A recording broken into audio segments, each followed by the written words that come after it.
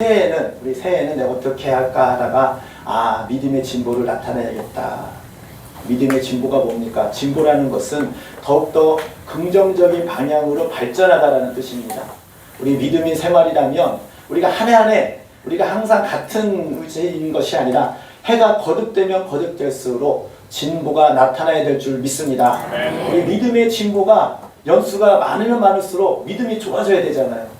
근데 그것이 나타나지 않는다면은 그 사람의 믿음이 참일까 이렇게 생각해 봅니다. 우리 새해에는 우리 모두가 다 믿음의 진보가 나타나서 하나님을 기쁘시게 하고 많은 사람들을 통하여 우리 하나님께서 살아계심을 나타내는 그런 믿음의 사람이 되기를 주님의 이름으로 축복합니다. 아멘.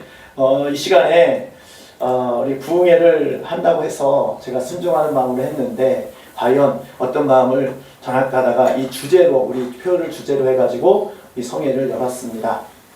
어제 말씀에 이어서 하자면은 어제는 정말 우리가 믿음의 눈으로 볼 때에 그 사건을 믿음의 눈으로 보지 않는 사람은 사실을 얘기한다고 해서 사실을 이야기한다고 해서 그 사람이 거짓말이 하는 거 아니죠. 현실을 얘기하는 거예요. 열 전탐꾼이 볼 때에 모든 상황이 우리는 가나안 땅에 들어갈 수 없는 그런 형편이다. 틀린 말 아니거든요. 우리는 그곳에 갈 수 없는 사람이다. 이거는 어느 면으로 보나 현실적으로 보나 상황적으로 보나 들어갈 수 없는 것이 맞습니다. 그들이 거짓말하는 거 아니에요. 사실을 이야기합니다. 사실을 이야기한 데서 그 사람들은 하나님의 사람이냐? 그렇지 않다는 거죠. 하지만 믿음의 눈으로 바라보는 사람은 전지전능하신 하나님을 바라봄으로 인하여서 하나님의 말씀을 믿고 그것을 그들이 담대하게 믿음으로 선포할 수 있는 것은 무엇입니까? 그들에게서는 보호자 하나님이 떠났고 그 보호자 하나님이 우리와 함께 계심에 그들은 우리의 밥이다라고 선포할 수 있는 줄 믿습니다. 이게 믿음의 눈으로 바라보는 것이거든요.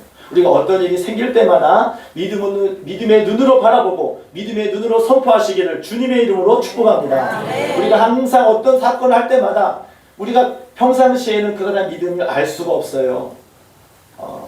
그 사람이 정말 믿음이 좋은지 안 좋은지 그냥 형식적으로 교회 열심히 다니니까 기도 열심히 하니까 또 봉사 열심히 하니까 믿음이 좋구나 이렇게 알 수 있습니다. 근데 그것이 다가 아니죠. 정말 사람의 믿음이 참인지 거짓인지 어떻게 알 수 있느냐? 그 상황, 그 어려움을 처할 때에 정말로 어려운 환경에 처할 때에 그 사람이 어떠한 말을 하고 어떠한 다짐을 하고 나아가냐가 볼 때에 저 사람은 참 믿음을 가지고 있는 사람이구나. 저 사람은 그냥 이렇게 겉으로만 그냥 외식하는 사람이었지 참 믿음의 사람이 아니구나. 이렇게 보아질 것입니다. 우리가 2024년도에는 정말로 어떤 일이 생겨도 무슨 일이 있어도 늘 믿음의 눈으로 선포하고 믿음의 눈으로 바라보고 선포하여 믿음의 증거를 보여주는 그런 믿음의 사람이 되기를 주님의 이름으로 축복합니다. 아멘. 오늘 본문 말씀에 보게 되면 사도 바울이 감옥에서 빌립보 성도들에게 대한 편지입니다. 그 내용을 보게 되면은 이 바울은 정말로 많은 사람들이 보았을 때에 참 촉망받는 청년이었습니다. 오늘날로 말하자면은 정말 명문대에 나오고 명문 가문의 사람이어서 그냥 가만히 있어도 그가 출세의 길과 많은 사람들에게 정말로 인정받을 만한 그런 인생을 살 수 있는 그런 사람이었습니다. 그럼에도 불구하고 이 바울은 그 길을 저버리고 복음의 길로 갔을 때에 많은 사람들이 이 바울을 많이 지켜봤죠. 유대인들도 지켜보고 복음을 받아들인 사람도 봤고 이방인들도 이 바울이라는 사람, 이제 사울이라고도 하죠. 이 사람을 바라보면서 그가 어떻게 되나 지켜봅니다. 평범한 사람이 그렇게 하면은 사람들이 그냥 눈여겨보지 않아요. 근데 우리가 유명 연예인이라든가 어떤 사람들이 어떤 일을 할 때마다 기사화하지 않습니까? 왜 그렇습니까? 그 사람이 남들을 보기에 좀 이렇게 특출나게 유명하거나 또 능력이 있는 사람은 그 사람이 그런 일거수일투족을 우리 바른 것이 우리 사람들의 관심거리입니다.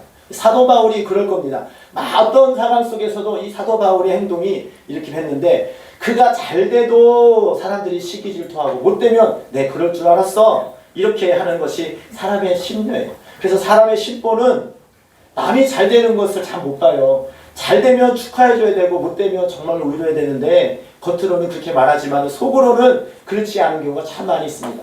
근데 실제로 사도 바울이 복음을 전하면서 지금 이제 감옥에 갇히는 그런 상황이 되었습니다. 그럴 때에 지금 이 사도 바울이 지금 이 빌립보 이 성도들에게 하는 말이 무엇입니까? 여기 오늘 본문 말씀에 보게 되면 12절 말씀 보게 되면은 우리 잘 나와 있습니다. 우리 형제들아 내가 당한 일이 도리어 복음 전파에 진전이 되는 줄을 너희가 알기를 원하노라. 우리 말씀을 잠깐 바꿔주실까요? 뒤에 12절 말씀으로 바꿔주시면 감사하겠습니다. 여기 보게 되면 자 내가 당한 일을 도리어 복음 전파에 진전이 되는 것들을 내가 알기를 원하노라 했어요. 이제 당한 일이 무엇입니까? 사도 바울이 지금 감옥에 갇혔습니다. 복음을 전하고 하나님 일을 하면은 오히려 더 잘되고 많은 사람들에게 존경받고 정말로 잘했다고라고 인정을 해도 시원찮은데 오히려 이 사도 바울이 많은 핍박을 당하고 고난을 당하고 감옥에 갇히게 되었어요. 근데 오히려 사도 바울은 이 일에 대해서 그가 자기가 감옥에 갇힌 것에 대해서 낙심하거나 실망하거나 위축이 되는 것이 아니라 오히려 내가 당한 일로 말미암아 복음이 진전이 이루어지게 된 것을 내가 알기를 원한다. 이게 무슨 말일까요? 저 뒤에 내용을 보면은 더 이렇게 나와 있어요. 참 이게 여기 14절 말씀 보게 되면은 여기 형제 중 다수가 나의 매임으로 말미암아 주 안에서 신뢰함으로 겁없이 하나님의 말씀을 더욱 담대하게 전하게 되었느니라. 할렐루야. 사도 바울이 감옥에 갇힘으로 말미암아 오히려 겁없이 하나님의 말씀을 더욱 담대하게 전하게 되었다. 사도 바울은 개인적으로는 감옥에 갇혀서 힘들고 어렵지만은 그 사건을 통하여서 오히려 복음을 담대히 전하게 되는 계기가 되었다는 것입니다. 이것이 사도 바울은 기쁘다라는 거죠. 우리가 하나님을 믿고 나갈 때에 우리가 하나님께서 나에게 주시는 그 사명을 감당할 때에 때로는 내가 의도치 못하게 그런 어려운 일을 당할 때가 있습니다. 근데 그 어려움을 통하여서 많은 사람들이 위축되는 것이 아니라 오히려 복음을 담대히 전하게 되는 것이 사도 바울은 감사하다라고 말씀을 하는 겁니다. 그래서 근데 문제는 무엇이냐? 우리 15절에 보게 되면 더 나와 있어. 또 기가 막힌 것이 있습니다. 15절 말씀 잠깐 보도록 하겠습니다. 어떤 이들은 투기와 분쟁으로 어떤 이들은 착한 뜻으로 그리스도를 전파하니. 야, 이게 참 아이러니한 겁니다. 참 이 사도 바울이 감옥에 간 것에 대해서 고소하다, 잘됐다, 그렇게 잘난 척 하더니, 그렇게 이렇게 막 이렇게 나대더니, 감옥에 가니까 잘됐다, 이렇게 생각하는 사람도 있었다는 거예요. 같은 복음을 전하는 사람들 중에서도, 사도 바울이 감옥에 가는 것에 대해서 투기가 있었다는 거예요, 투기가. 우리가 그렇잖아요. 같은 믿음 생활 하더라도 누가 갑자기 승승장구해 보세요. 진심으로 축하해 줍니까? 네, 그런 것도 있지만 속으로는 얼마나 잘 되나 보자. 얼마나 가나 보자. 이런 마음도 있어요. 같은 목회자들끼리도 성도들끼리도 그게 있지 않습니까? 사촌이 땅을 사면 배가 아프다라는 속담은 괜히 있는 게 아닙니다. 남이 잘 되면 괜히 이게 마음이 불편해. 우리 교회는 부흥되지 않는데 옆에 교회가 막 부흥돼. 그러면 마음이 어떻습니까? 우리 굉장히 속이 쓰리죠. 아니 우리 교회는 이런데 저 교회는 부흥되네. 저 교회는 또 이게 어떤 데는 뭐 땅을 사고 뭐 잘됐다 그러는데 나는 아무것도 없네. 굉장히 시기가 나요. 잘 되면 축하해줘야 되죠. 사도 바울이 가는 곳마다 교회가 생기고 또 가는 곳마다 많은 사람들이 회심하고 이러니까 얼마나 기뻐할 일입니까? 그런데 같이 복음을 전하는 사람들도 투기와 분쟁이 생겼다는 거예요. 그러니까 복음을 반대하는 사람들은 물론 사도 바울을 핍박을 하지만 같이 복음을 전하는 사람들도 투기와 분쟁으로 사도 바울을 봤다는 겁니다. 그런데 그렇죠. 사도 바울은 괜찮다는 거예요. 그래도 투기와 분쟁으로 그래 네가 그랬으니까 이 기회에 내가 좀 더 유명한 사람이 되어서 복음을 전하겠다. 이런 시기심으로 분쟁으로 복음을 전한다는 거죠. 그래서 어떤 사람들은 착한 뜻으로 복음을 전하는 사람이 있는가 하면 어떤 사람은 투기와 분쟁으로 복음을 전하는 사람이 있다는 거예요. 그러나 이러나 저러나 그 뒤에 말씀을 보게 되면은 16절 말씀 이들은 내가 복음을 변증하기 위하여 세우심을 받은 줄을 알고 내가 사랑한다. 자, 그 다음에 17절 말씀 그들은 나의 매임의 괴로움을 더하게 할 줄로 생각하여 순수하지 못하게 다툼으로 그리스도를 전파하니라. 할렐루야.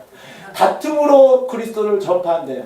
우리가 이런 게 있잖아요. 우리의 큰 이 공백기라는 게 있잖아요. 아주 특출나게 큰 스타가 있다든가 큰 그 힘 있는 사람이 갑자기 이렇게 포크라지면은 공백기가 있습니다. 공백기. 그 공백기, 무주공산이라고 하죠. 그것을 또 내가 차지하려고 더 경쟁하지 않습니까? 야, 저 사람이 잘못했으니까 이번 기회에 내가 올라가서 스타가 돼야겠다. 이래가지고 더 열심히 막 경쟁하잖아요. 즉 그것을 말하는 거예요. 자기의 내가 매일매일 통하여서 사람들이 순수하지 못하게 다툼으로 그리스도를 전파한다는 거죠. 사도 바울이 전에는 사도 바울이 가는 곳마다 하나님의 역사가 일어나고 사도 바울이 가는 곳마다 하나님께서 세우시는 교회가 생겨가지고 모든 사람들이 사도 바울의 그 일거수일투족을 본단 말이죠. 그래서 많은 사람들이 쏠렸는데 이제 사도 바울이 감옥에 갇히게 되니까 이제는 특출나게 복음을 전하는 그런 한 이슈가 없어진 거예요. 그래서 야, 이 기회에 내가 좀 이렇게 좀 드러나게 돼가지고 이름을 떼야겠다. 이런 사람들이 우죽순이 일어나면서 그로 말미암아 경쟁하면서 복음을 전하는 것이 나는 감사하다. 이게 사도 바울의 고백인 줄 믿습니다. 이게 얼마나 그 사도 바울의 그 신앙을 볼 수가 있습니다. 우리가 믿음의 사람이 보게 되면은 우리 그렇습니다. 내가 하나님의 말씀을 순종하고 하나님 말씀에 내가 전적으로 내가 가서 복음을 전하면 모든 것이 형통하고 모든 것이 잘되고 그리고 하나님께 영광 올려드리는 일만 생각하면서 달려갑니다. 근데 실제로 사도 바울의 인생을 보게 되면은 예수 그리스도를 만남으로 인하여서 처음에도 말씀드렸잖아요. 그는 만약에 예수님을 만나지 않았다면 이 세상에 봤을 때 부귀영화와 그 모든 것들을 잘 이제 그것을 누리면서 살 수 있는 편안한 삶을 살 수 있습니다. 그런데 예수 그리스도를 복음을 만남으로 인하여서 그가 뭐라고 고백합니까? 내가 모든 것을 배설물로 여기고 오직 십자가만 자랑하기를 내가 작정하고 고백했다고 고백하면서 증가하는 것을 볼 수가 있습니다. 왜냐하면 내가 예수 그리스도로 말미암아 받은 사랑과 그 구원의 기쁨이 다른 그 무엇보다도 가장 소중하고 그것이 가장 존귀하게 여기기 때문에 다른 것들은 다 배설물로 여긴 줄 믿습니다. 그렇기 때문에 사도 바울은 어디를 가든지 간에 자기가 인정을 받든지 자기가 잘 되는지 이게 중요한 게 아니라 그리스도의 복음이 증거되어지느냐 그리스도의 복음이 증거되어지지 않느냐가 이것이 중점을 두고 살아간 줄 믿습니다. 믿음의 사람은 그런 거예요.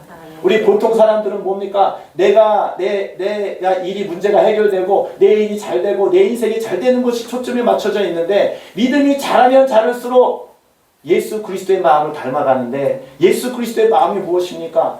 예수님은 비록 십자가에 못 박혀 찔리시고 고난을 당하고 죽임을 당하고 그 대신에 그걸 통하여서 많은 영혼들이 살아나고 구원받기를 원하시는 것이 예수 그리스도의 마음인 줄 믿습니다.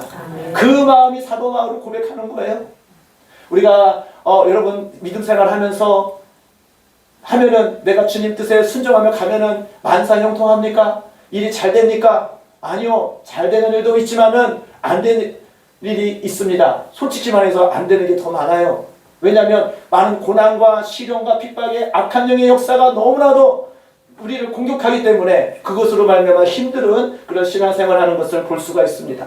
그럼에도 불구하고 우리가 이 길을 가는 것은 이 길이 참길이요 진리요 나에게 사는 길이기 때문에 내가 그 길을 가게 된다고 고백하게 되는 줄 믿습니다. 우리 모두가 다 2024년도에는 우리가 믿음을 전진해 있어 믿음이 자라면서 말고 우리 내 소유와 내 모든 아니야 이 시선이 고정되는 것이 아니라 더 확장되고 더 주님의 마음을 품고 감으로 말미암아 믿음이 자라고 교회가 자라고 정말로 복음이 증거되어지는 삶이 되시기를 주님의 이름으로 축복합니다. 여러분 마음속에 정말로 어느 것이 소중한지는 우리는 가장 우리 자신을 점검해 봐야 됩니다. 우리 믿음이 정말로 하나님께서 기뻐하시는 믿음인지 아닌지를 점검하기 위해서 여기서 우리가 갈려진다고 볼 수가 있어요. 우리 믿음이 연약하고 육신의 삶을 중요시하는 사람들은 항상 내 문제, 내 모든 시선이 나의 중심으로 시선을 보게 되어 있습니다. 그래서 내 일이 잘 안 풀리거나 문제가 생기면은 그 일 때문에 힘들어하고 괴로워하고 오히려 그것들에 시험 들고 낙담하는 것을 볼 수가 있습니다. 하지만 믿음이 점점 자라고 믿음의 진보를 나타내고 하나님의 나라를 바라보는 사람은 나의 생활과 나의 상황을 먼저 보는 것이 아니라 먼저 그의 나라와 그 일을 바라보면서 하나님의 나라를 위해서 내가 과연 그 복음 증거하는 데 어떤 위치에 있는지, 하나님께서 기뻐하시는 삶을 살고 있는지 그것을 먼저 내 자신을 점검하는 줄 믿습니다. 아멘. 여러분 마음속에 정말로 이 믿음의 믿음은 보이지 않잖아요. 근데 그것을 어떻게 알 수 있습니까? 그 마음의 크기, 보는 시선, 그 태도를 보면은 어느 정도 짐작할 수가 있습니다. 전에도 말씀드렸듯이 믿음은 평상시에는 알 수가 없어요. 아무 일이 일어날 때는 그냥 우리가 믿음이 좋고 좋은 게 좋다고 할 수 있습니다. 하지만 진정으로 문제가 생길 때에는 딱 어떤 문제가 생겼을 때에 자녀 문제가 생긴다든가 경제적인 문제가 생긴다든가 대인관계에 문제가 생길 때에 그 사람이 어떻게 생각하고 어떤 시선으로 바라보고 어떻게 대처하냐에 따라서 그 사람의 믿음을 진단할 수가 있는 거예요. 근데 우리는 그렇습니다. 남을 진단할 때는 참 우리가 좀 냉철하게 봅니다. 저 사람은 다 좋은데 이게 안 좋아. 저 사람은 9가지는 잘하는데 저게 안 좋아. 이 비판의 눈을 바라보잖아요. 그런데 정작 그러면 자기 자신에게 있어서는 그러한 시선으로 자기 자신을 평가하고 있습니까? 왜 마음속에 정말로 하나님께서 기뻐하시는 그런 시선으로 이 세상을 바라보고 있습니까? 하나님께서 기뻐하시는 삶으로 살아가고 있는지를 자신을 점검하고 있습니까? 우리는 항상 어디를 가든지 간에 하나님께서 기뻐하시는 그런 하나님께서 원하시는 삶으로 우리는 바라봐야 될 줄 믿습니다. 그것이 바로 믿음의 그만큼 성숙한 사람의 시선입니다. 우리 교회가 코로나 전에 갑자기 다 아시겠지만 우리 홍대 아파트 2층에 있었잖아요. 근데 그 전도를 하는데 일주일에 2-3번씩 빠를 때는 거의 매일 노방전도를 했어요. 그런데 성도가 전도를 하는데도 아무도 안 오는 거예요. 그러면 내가 이게 전도해도 안 오네. 이게 낙심이 생기는 거예요. 아니 이게 그런 게 있잖아요. 지나가면서라도 교회를 와야 되는데 제가 다른 교회에 물어봐요. 전도하면 교회에 성도들이 옵니까? 이렇게 물어봐요. 물어보면 누구 왔다 얘기를 하는 거예요. 근데 이상하게 참비교회는 지나가는 사람도 아무도 안 와. 그렇게 전도지를 뿌리고 했는데도 아니 어떻게 한 명도 안 와요. 한 명도.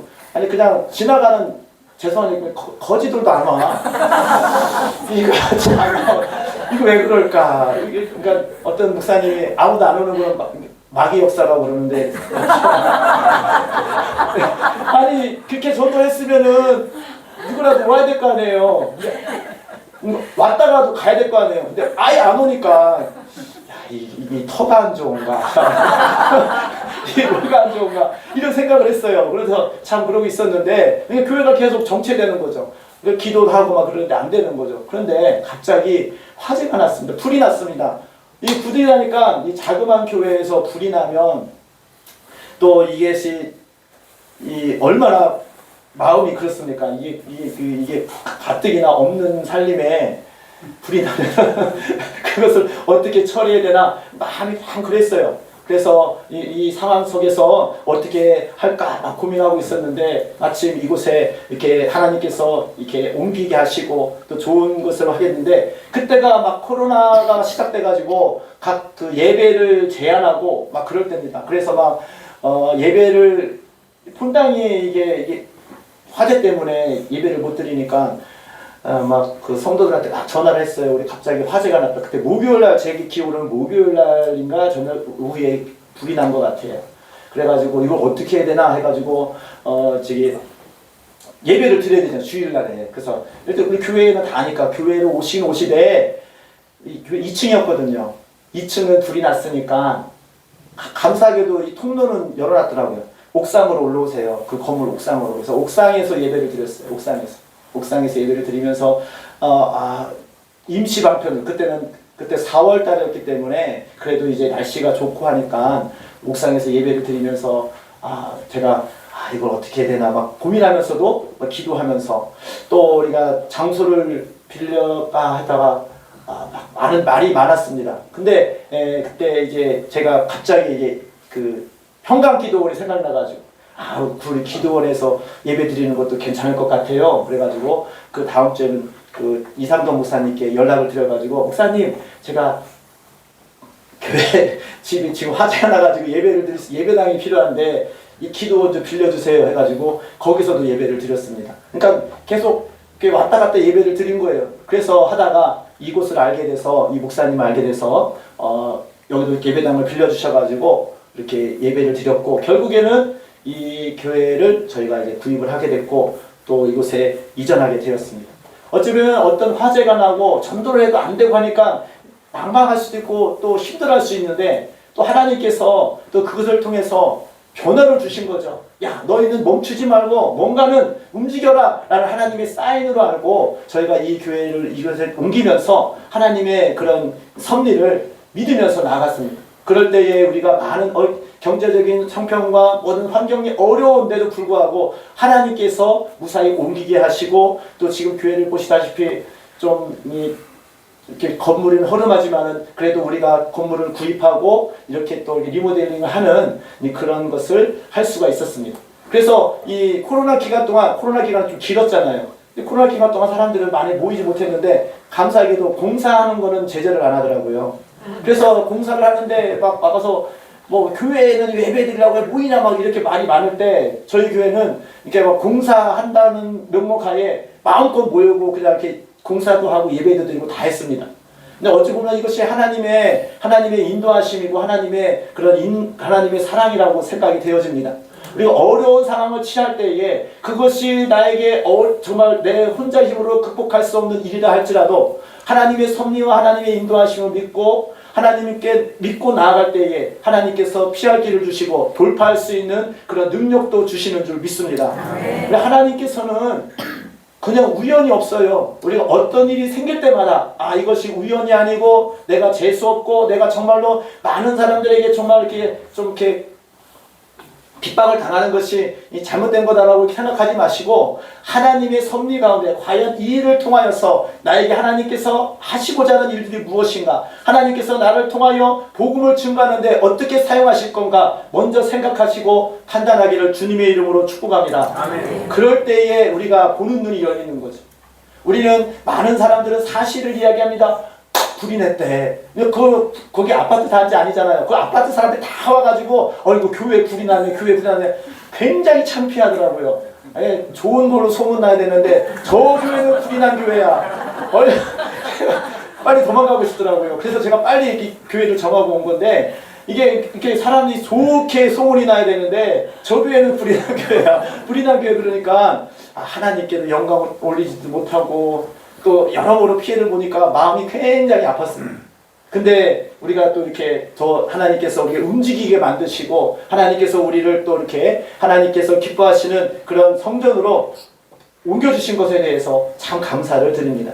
물론 그런 과정 가운데 많은 어려움이 있었지만 그럴 때마다 하나님께서 돕는 자를 붙여주시고 하나님께서 그 모든 것을 공급하시는 하나님을 경험하게 돼서 하나님은 살아계시구나, 하나님은 정말로 나와 함께 하시는구나 라는 것을 고백하게 되었습니다.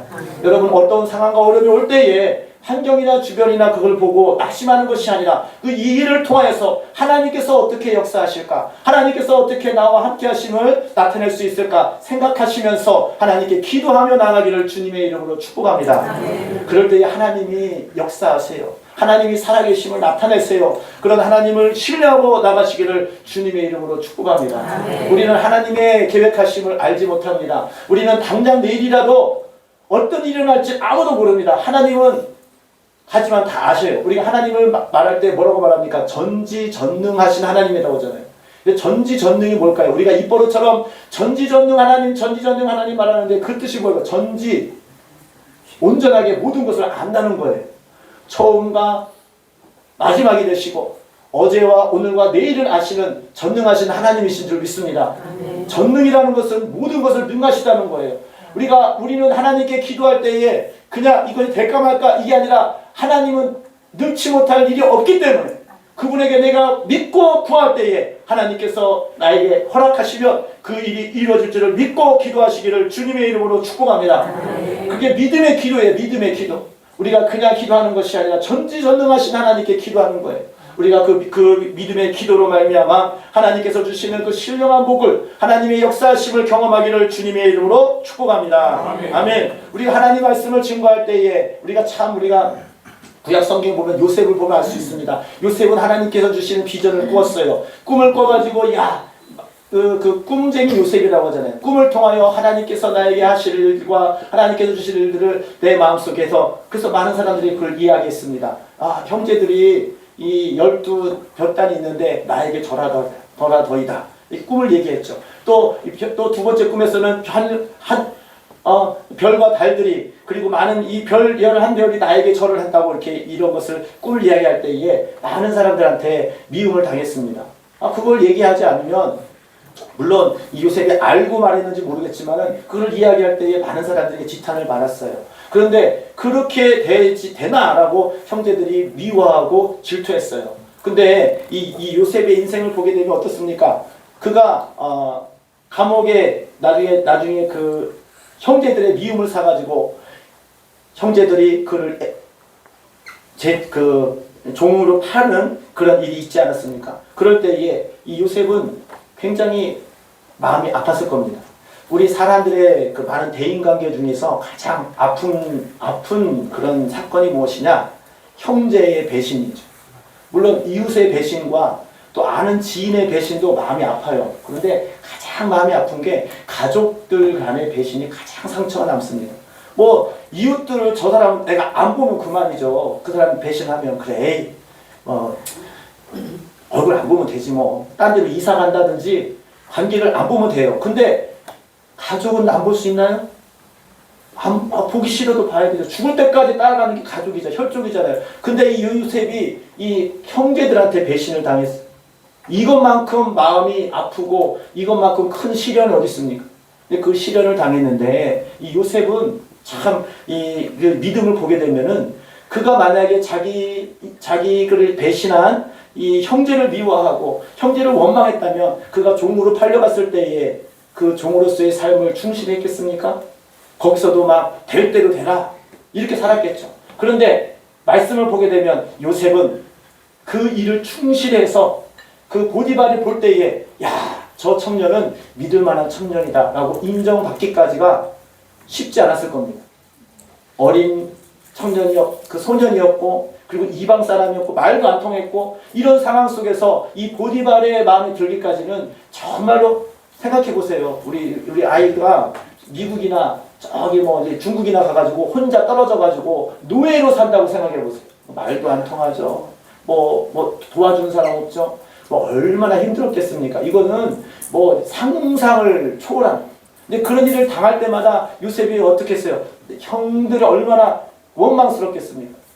나는 원래는 아버지의 사랑만 받고 살았던 사람이 갑자기 환경이 바뀌어가지고 갑자기 배신을 당해가지고 그런 환경에 있을 때에 그 마음이 얼마나 괴롭겠습니까?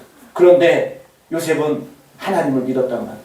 그래서 그가 열심히 하나님께서 주시는 그 비전을 가지고 끝까지 자기를 충실할 때에 보디발이 보기에 저 청년은 믿을 만한 청년이다. 내 집안의 모든 경제적인 재반을 다 맡겨도 믿을 만한 사람이다. 인정을 받은 겁니다. 그런 인정을 받을 때에 그 하나님께서 요셉과 함께 하심으로 말미암아 형통하였다고 했어요. 우리가 형통한다면은 생각하죠. 모든 일이 잘 풀리고 모든 일이 잘 되고 정말로 많은 사람들에게 인정받는 그런 삶이라고 생각하잖아요. 근데 요셉의 삶이 계속 형통하는데 요셉의 삶이 나아졌습니까? 아니요. 요셉은 형편이 오히려 안 좋아졌어요. 만약에 어떻습니까? 그가 하나님 말씀대로 살고 하나님 말씀대로 믿음으로 지키고 나갔는데 그 종으로서의 어쩌면 최고의 자리까지 올라간 거잖아요. 그 책임자로서 했으니까 모든 종들 중에서 집사로서 또 어떤 그런 지배인으로서 인정받는 거예요. 어린 나이에. 그러면 이 노예치고는 출세한 거죠. 노예치고는 정말로 일이 잘 된 거죠. 그런데 그게 그렇게 하면 형통했다라고 할 수 있어요. 그런데 그 보디발의 아내의 유혹과 보디발의 아내의 그런 여러 그런 죄를 짓고자 하는 그런 환경에 처할 때에 요셉은 하나님 앞에 내가 어떻게 범죄하냐? 내가 어떻게 하나님 앞에 범죄하겠습니까? 아무리 보지 않아도 하나님께서 나를 보고 계신다라는 그런 믿음을 가지고 그것을 과감히 거절할 때에 그는 형통의 길로 가는 것이 아니라 오히려 감옥에 가는 그런 삶을 살았던 것입니다. 근데 요셉은 끝까지 하나님을 믿고 살았던 것입니다. 우리가 어떤 일을 할 때에 하나님 믿음 안에서 신앙을 지킨다는 것은 쉽지가 않습니다. 타협하기는 쉬워도 신앙을 지킨다는 건 쉽지가 않습니다. 왜냐하면 이 세상은 악한 공중권세 잡은 악한 영은 어떻게 해서든지 하나님을 멀리하고 어떻게 해서든지 하나님 말씀을 지키지 못하게 하기 위한 권세 잡은 자이기 때문에 이 권세라는 것은 무엇입니까? 권세는 내가 싫든 좋든 따라갈 수밖에 없는 것이 권세예요. 예를 들면은 우리가 흔히 예를 많이 들잖아요. 어린 청년이 경찰이 되었습니다. 그 경찰이 만약에 나이 많은 어른 사람한테 아무개 누구씨 몇 시까지 경찰서로 나오세요 이렇게 말을 하면은 아무리 어린 청년이라 할지라도 내가 그 청년의 말을 들어야 되는 거예요. 그게 뭐예요? 경찰이라는 권세죠. 이 권세라는 것은 내가 싫든 좋든 그것에 따르는 것이 권세란 말이죠. 근데 이 악한 영이 공중권세 잡은 권세자라고 했어요. 그래서 이 세상은 어디를 가든지 간에 항상 하나님을 멀리하고 하나님을 거역하는 그런 권세가 존재한다는 것을 아시기를 주님의 이름으로 축원드립니다. 하나님의 나라는 그것을 거스르고 그것을 이길 수 있는 하나님의 권세를 바라볼 때에 하나님의 나라를 바라봐야지만이 그 권세를 이길 수가 있습니다. 그렇지 않고 이 세상을 바라보고 하나님께서 주시는 그런 모든 환경들이 모든 것들이 내가 어쩔 수 없다. 상황이 그래. 내 상황이 그래. 세상이 다 그렇잖아. 남들이 다 그런데 어때? 이렇게 상황으로 인하여서 그리고 환경으로 인하여서 우리를 합리화시키고 타협화시키는 그것이 다 세상의 권세입니다. 근데 그 권세를 이기는 힘은 오로지 하나님께서 주시는 권능과 하나님께서 주시는 그 비전과 그 나라를 바라볼 때에 그 권세에 굴복하지 않고 오히려 사망 권세를 이기신 예수 그리스도의 복음으로 말미암아 오직 주님의 그 권능으로 말미암아 그 세상을 이길 수 있는 줄 믿습니다. 우리 이 요셉은 그렇게 또 감옥에 가서도 좌절하지 않았습니다. 또 그곳에서도 하나님 말씀을 대로 지키고 그가 충실히 행할 때에 그 간수가 이 요셉을 볼 때에 쟤는 참 믿을 만한 사람이구나 해서 그 환경을 또 모든 이 감옥에 있는 모든 재반을 다 이렇게 관리하는 자로서 임명했습니다. 그러니까 이 요셉은 어디를 가든지 간에 같은 태도와 같은 그런 시선으로 같은 모습으로 변치 않게 있었다는 거죠. 그게 바로 믿음의 사람이죠. 자, 어떤 사람이 믿음의 사람입니까? 믿음의 사람은 환경에 좌지우지 되지 않습니다. 믿음의 사람은 어떤 사람에게 쏠리지가 않습니다. 오직 전능하신 하나님께서 나에게 주시는 말씀, 하나님의 그런 귀한 그 비전을 가지고 그 비전을 향하여 달려가는 자가 믿음의 사람인 줄 믿습니다. 요셉은 그가 형제들이 자기를 배신하더라도 그는 마음이 변하지 않았어요. 그가 감옥에 갔어도 마음이 변하지 않았어요. 그래서 오직 하나님만 바라고 갈 때에 하나님께서 늘 함께 하심으로 말미암아 그의 삶이 형통함을 허락하신 줄 믿습니다. 그러니까 형통은 환경이 나아지는 것이 아니라 하나님과의 관계가 손상되지 않고 하나님과의 그런 하나님의 섭리 가운데에 그가 하나님의 계획 가운데에 잘 가고 있는 것이 형통인 줄 믿습니다. 하나님은 우리를 통하여 선하신 계획을 가지고 계시고 하나님은 우리를 통하여 하나님의 복음이 증거되어지고 하나님의 살아계심을 나타내고 하나님께 영광을 올리고자 하는 하나님의 선하신 계획이 있는 줄 믿습니다.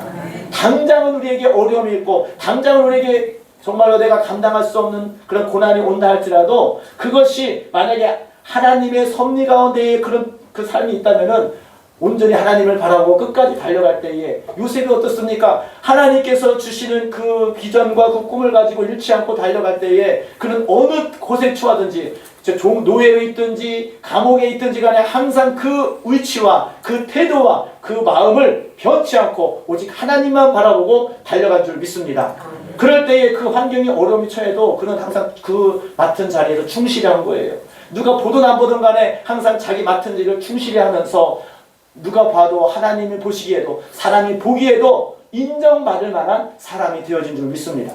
결국에는 어떻게 됐습니까? 하나님께서 그를 통하여서 이 바로의 꿈을 통하여서 그가 총리가 대신이 되고 그로 말미암아 그가 총리가 됨으로 말미암아 결국 이스라엘이라는 자기 그 아버지와 그 족속들을 그 가뭄에서 또 이 흉년에서 구할 수 있는 그런 하나님의 통로로 하나님의 계획하심으로 쓰신 줄 믿습니다.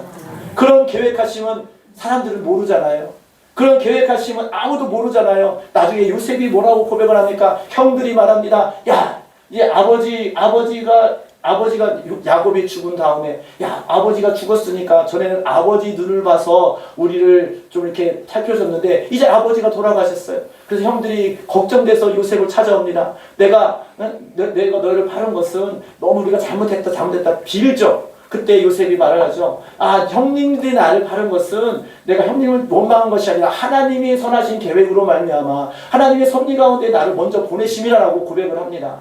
이것이 얼마나 이 요셉이 정말로 그것이 이 형제를 원망하는 마음이 없었겠습니까?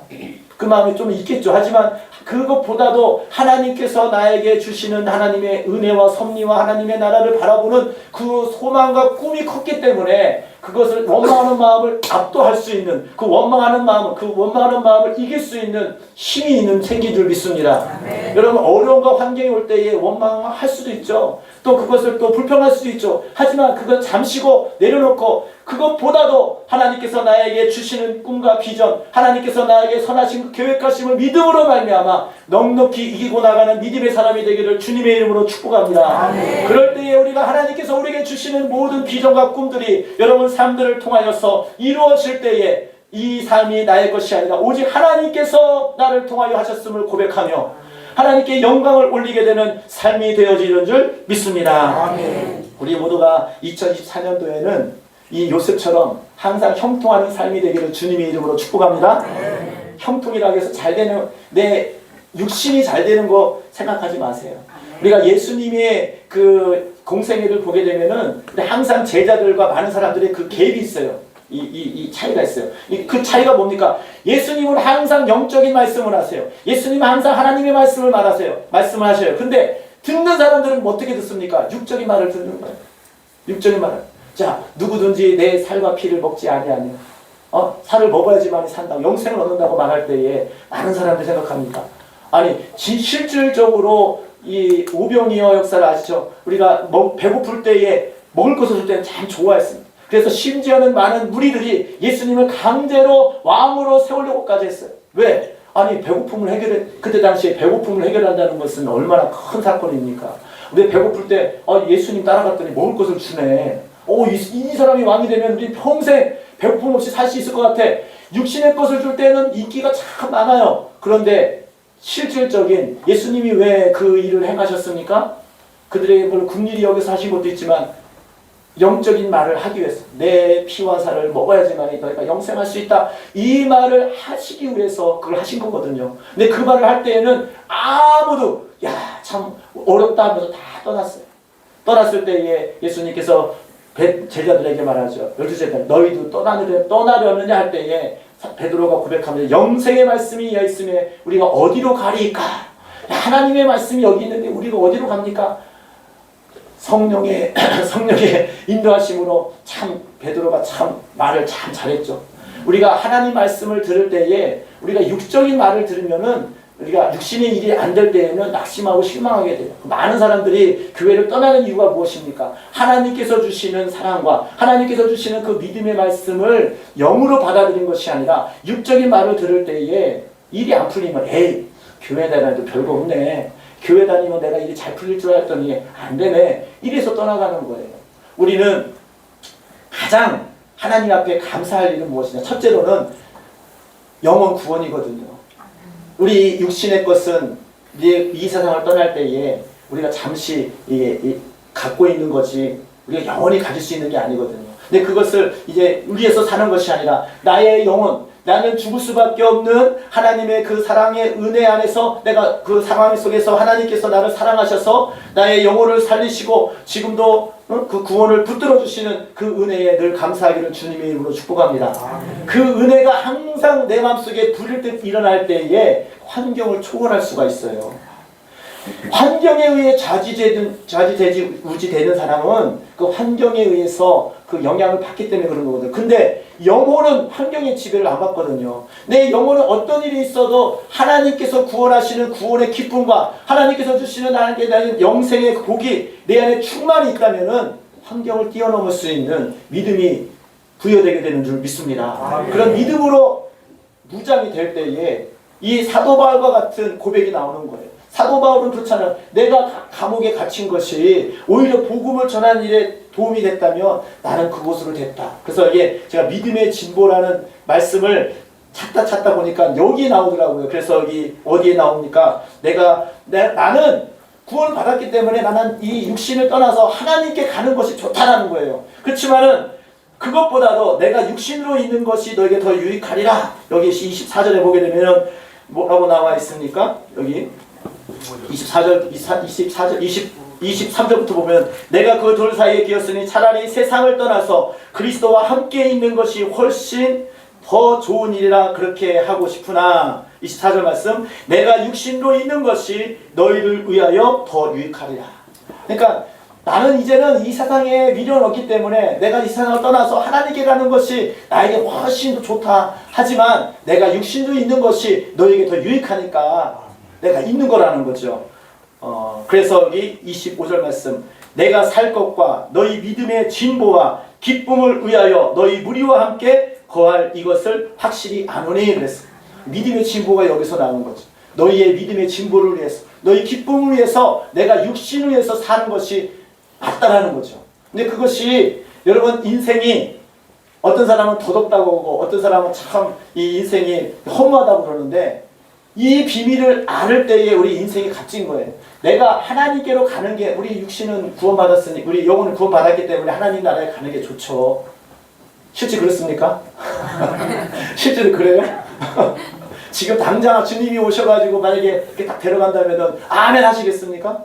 그런 믿음이 확실한 사람은 이 세상 미련이 없습니다. 그런데 그게 아니고 내가 좀 여태까지 수고했으니까 이 땅에서 좀 이렇게 인정도 받고 살아가고 이래야지 주님 좀 이따 오세요. 이런 식으로 있으니까. 네, 사도 바울은 지금 당장 내가 가도 나는 원한이 다시 미련이 없다는 거예요. 하지만 내가 여기서 있는 이유는 믿음의 진보, 그러니까 믿음의 진보와 기쁨을 위해서 너희 무리와 함께하는 것이 이것이 더 낫다라는 거죠. 여러분 인생이 사도 바울과 같이 내가 이 땅에 사는 이유가 믿음의 진보를 위해서 또 믿는 사람들의 복음을 위해서 기쁨이 되는 삶이 되기를 주님의 이름으로 축복합니다. 이것을 바라보고 달려갈 때에 인생이 보람되는 거죠. 아니 당장 내가 주님께 간다고 해서 나는 좋죠. 하지만 이 여기에 남아있는 사람들, 아직까지도 예수 몰라 죽어가는 영혼들, 아직까지도 예수님을 인격적으로 만나지 못한 사람들을 위해서 내가 복음을 증거하기 위해서 내가 하나님의 나라의 영광을 위해서 내가 이곳에 수고하고 보람된 일을 하게 하기 위해서 그들의 믿음의 진보를 나타내기 위해서 기쁨이 되기 위해서 내가 육신으로 살아가고 이런 시련을 당하는 것이 나에게 합당하고 나에게 감사하다고 사도 바울은 고백하는 것입니다. 여러분 무엇을 위해서 살아갑니까? 무엇을 보고 달려가고 살아갑니까? 하나님 오늘도 1년이 지나갔네요. 1년 지나갈 때마다 항상 송구영신 얘기 때 항상 다짐하잖아요. 내가 작년에는 이렇게 못 살았는데 올해는 새로운 마음을 품고 가겠습니다 그랬는데 매번 한 해를 먹을 때마다 그 다짐한 것들이 고쳐진다면은 더 지금의 모습이 아니겠죠? 더 좋아졌겠죠. 그런데 작년 모습도 올해 모습도 똑같으면 이게 다짐이 이제 잘 못된 거죠. 근데 우리는 잘 생각해야 됩니다. 우리 환경에 의해서 내가 좌지되는 것이 아니라 내가 이 인생을 1년 1년 살아가는 것이 왜 살아가는가? 사도 바울처럼 믿음의 진보와 기쁨을 위해서 하나님의 기쁨을 위해서 성도들의 기쁨, 교회의 기쁨을 위해서 내가 육신을 살아간다라고 믿음으로 받고 나갈 때에 우리가 하루하루 사는 것이 얼마나 하나님께서 기뻐하시고 얼마나 많은 사람들에게 정말 믿음의 본이 되는 그런 삶이 되겠습니까? 우리 2024년도에는 정말로 나를 위해서 사는 인생이 아니라 정말 하나님께서 기뻐하시는 믿음의 진보를 나타내는 그런 인생이 되기를 주님의 이름으로 축복합니다. 하나님, 내 인생은 이제 내 것이 아니라 하나님의 나라를 위해서 하나님의 복음을 증거하기 위해서 살아가겠나이다 라고 고백하고 나갈 때에 주님께서 그 마음을 받으시고 우리를 귀하게 쓰실 줄 믿습니다. 우리 모든 사람들이 소원 아닙니까? 우리 믿는 사람들의 소원 아닙니까? 하나님, 2024년도에는 정말로 2023년에 이루지 못하는, 근데 그동안 내가 고치지 못하고 그동안에 내가 습관적으로 지은 모든 잘못된 것들을 고쳐서 믿음의 진보를 나타내기를 원합니다. 내가 변화된 삶을 살기를 원합니다. 주님의 기쁨이 되기를 원합니다. 교회의 복음을 전하는데 같은 사명을 감당하는 그런 믿음의 사람이 되기를 원합니다. 주님께 기도하며 나아갈 때에 주님께서 들으시고 응답하여 주실 줄 믿습니다. 우리의 성경에 보게 되면은 예수님이 잘 되고 자기는 망할 때에 오히려 믿음의 고백을 한 사람이 침례 요한을 볼 수가 있습니다. 제일 처음에 침례 요한이 침례를 주고 말할 때는 많은 사람들이 야, 그리스도인가? 야, 정말로 우리에게 정말로 메시아가 왔나? 이렇게 많은 사람들이 기대하면서 침례 요한에게 물러와가지고 침례를 받았습니다. 그래서 회개하라! 천국이 가까이 왔느니라 외칠 때에 많은 사람들이 와가지고 회개하고 통곡하고 침례를 받고 이런 역사가 있었습니다. 그래서 많은 사람들이 야, 저 사람은 정말 이 어떤 사람인가 할 때에 침례 요한이 말합니다. 나는 그리스도가 아니다. 메시아가 아니다. 내 뒤에 오실 분은 나는 너에게 물로 침례를 주지만은 그분은 성령으로 침례를 줄 것이다. 그분에게 있어서 나는 신을 들 그런 자격도 없는 사람이 바로 나다라고 했어요. 그렇게 말을 했더니 어떻습니까? 침례 요한이 정말로 그리스도인 줄 따라갔던 사람이 그 말을 듣고 몇 사람이 예수님을 따라가는 거예요. 자기 본인이 나 그리스도인이 아니라고 하니까 이 사람이 진짜인 줄 알았는데 자기가 진짜 아니래. 이 사람이 진짜라고 그러네? 그 예수님을 따라가는 거예요. 그래서 시간이 가면 갈수록 이 침례 요한은 인기는 쭉 가라앉고 예수님 인기가 하고 오히려 예수님의 가는 곳마다 사람들이 많이 몰려드는 거예요. 그래서 이 침례 요한의 제자들이 말합니다. 선생님을 따랐던 사람들이 이제는 선생님을 따라가지 아니하고 저 예수라는 사람을 따라갑니다. 그때에 침례 요한의 참 말이 있죠. 그것이 맞다. 그는 흥해야 하겠고 나는 망해야 하리라. 이 침례 요한의 그 고백이 그는 그의 그 많은 사람들에게 인정을 받고 많은 사람들에게 막 이렇게 존경받는 그것이 연연하지 않고 오직 자기가 맡은 사명이 무엇인지 분명히 알았어요. 자기가 맡은 사명은 나는 광야에 외치는 자, 나는 소리이기 때문에 나는 내 사명을 감당하는 것뿐이지 사람들이 인정하고 내가 알아주고 그게 중요한 게 아니야. 나는 이 길을 예비하는 사람이야. 나는 그가 하는 것에 신을 들 수 있는 내가 그런 자격이 없는 그런 사람이야. 오히려 그 사람은 흥해야 되고 나는 망해야 돼. 여러분 이런 고백할 수 있습니까? 침례 요한 그 고백을 들을 때마다 참 마음이 그렇습니다. 근데 예수님께서 인정하지 않았습니까? 여자가 난 자 중에 침례 요한보다 큰 자가 없다. 그만큼 예수님께서 이 침례 요한을 칭찬하시지 않았습니까? 여러분 어떤 마음으로 또 교회를 섬기고 하나님의 나라를 바라보고 있습니까? 우리는 예수님을 섬기고 예수님을 믿는다고 하지만은 예수님 이름보다는 내 이름이 더 인정받기를 원하고 내 이름이 더 이렇게 존귀함 받기를 원하지 않습니까? 말은 그렇게 안 하죠. 주님이 하셨습니다. 주님이 하셨습니다. 그런데 속으로는 그래, 내가 잘했어. 내 스스로가 내 이름을 좀 이렇게 인정받고자 하는 그런 마음이 없습니까? 하나님께서는 우리의 마음과 생각을 다 아시죠. 우리 사람들은 속일 수 있어도 하나님은 속일 수 없습니다. 우리나라 정말로 이게 믿음의 진보, 이게 믿음이 자라나야 되잖아요. 근데 그 자라는 것이 그 태도에서 나올 수 있어요. 그 생각에서 나올 수 있어요. 그 생각 속에서, 태도 속에서 이 침례 요한이 말한 것처럼 하나님, 내가 주님께서 나에게 맡겨주신 사명을 분명히 알고 그 사명을 감당하는 일에 내가 최선을 다해서 그게 끝난 거지. 남이 알아주든 내가 인정받든 그게 무슨 상관이에요. 이 침례 요한은 그런 믿음의 고백을 한 겁니다. 그럴 때 하나님께서 그를 인정하시고 그를 귀하게 쓰신 줄 믿습니다. 우리 모두가 다 침례 요한처럼 하나님 나는 없을 수 있고 오직 하나님 예수님만 드높이는 그런 인생이 되기를 원합니다. 아멘. 그게 믿음의 성숙한 사람의 모습이 아닙니다. 우리 2024년도에는 내가 그런 삶을 살기를 원합니다. 하나님께서 나에게 주시는 그 사명을, 여러분 사명이 무엇입니까?